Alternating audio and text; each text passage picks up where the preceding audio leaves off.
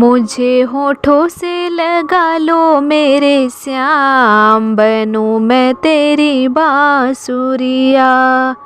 मुझे होठों से लगा लो मेरे श्याम, बनूं मैं तेरी बांसुरिया। मेरा जीवन संवारो मेरे श्याम, बनूं मैं तेरी बांसुरिया। ओम नमो भगवते वासुदेवाय नमः। भगवान सबका मंगल करें। कार्तिक मास की ढेरों शुभकामनाएं। आप सभी को कार्तिक मास अध्यात्म में आपको इस चैनल में कार्तिक मास के सभी अध्याय सुनने को मिलेंगे। कृपया इस चैनल में आप नए हो तो सब्सक्राइब कर लें। कार्तिक मास आश्विन मास की पूर्णिमा से ही आरंभ हो जाता है। हिंदू कैलेंडर के अनुसार 12 महीनों में कार्तिक मास सबसे अधिक महत्वपूर्ण मास है। यह मास विष्णु भगवान को अति प्रिय है। इस मास में भगवान श्री हरि विष्णु जी की पूजा करने से विष्णु भगवान प्रसन्न हो जाते हैं। कार्तिक मास में पूजा के कुछ नियम हैं। यदि आप इनमें से एक भी नियम का पालन पूरी श्रद्धा से किया जाए तो अनंत फलों की प्राप्ति होती है। आइए जानते हैं कार्तिक मास कथा। अध्याय 1। कार्तिक माह में माँ तुलसी की आरती, माँ तुलसी पूजन एवं तुलसी विवाह सबसे अधिक श्रवण की जाती है। कार्तिक मास महात्म्य कथा। अध्याय 1।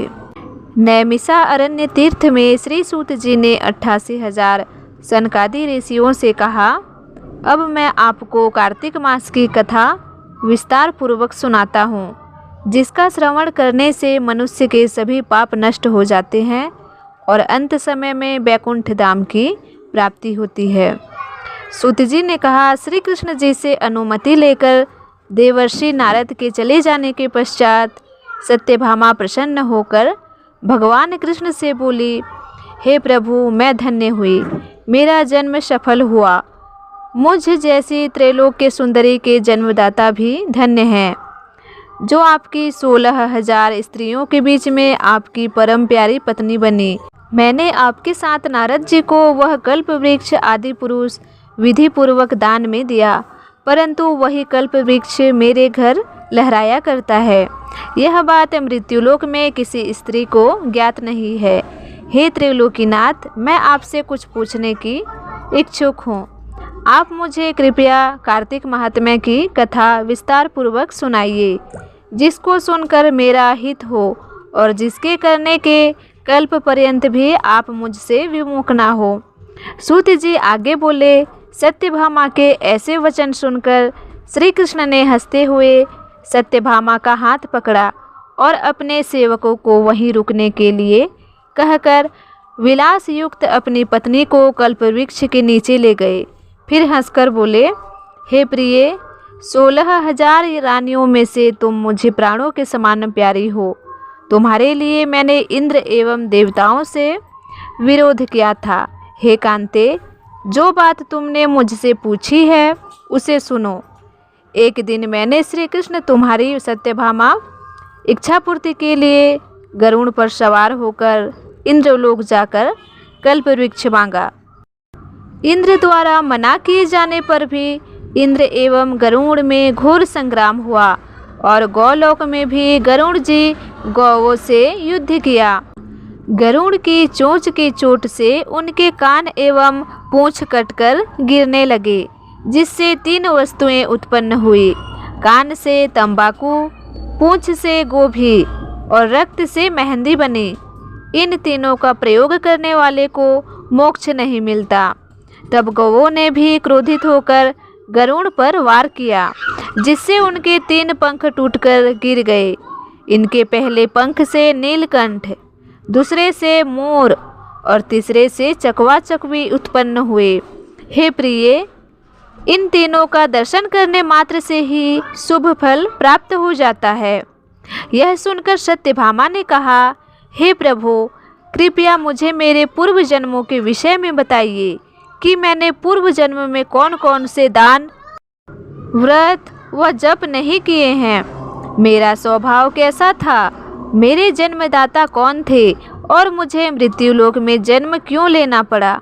मैंने ऐसा कौन सा पुण्य कर्म किया था जिससे मैं आपकी अर्धांगिनी हुई। श्री कृष्ण ने कहा, हे प्रिय, अब मैं तुम्हारे द्वारा पूर्व जन्म में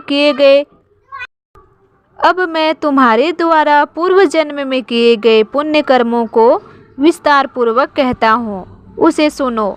पूर्व समय में सतयुग के अंत में मायापुरी में अत्रि गोत्र में वेद वेदांत का ज्ञाता देवशर्मा नामक एक ब्राह्मण निवास करता था। वह प्रतिदिन अतिथियों की सेवा, हवन और सूर्य भगवान का पूजन किया करता था। वह सूर्य के समान तेजस्वी था। वृद्धावस्था में उसे गुणवती नामक कन्या की प्राप्ति हुई। उस पुत्रहीन ब्राह्मण ने अपनी कन्या का विवाह अपने ही चंद्र नामक शिष्य के साथ कर दिया। वह चंद्र को अपने पुत्र के समान मानता था और चंद्र भी उसे अपने पिता की भांति सम्मान देता था। एक दिन वे दोनों कुश व समिधा लेने के लिए जंगल में गए।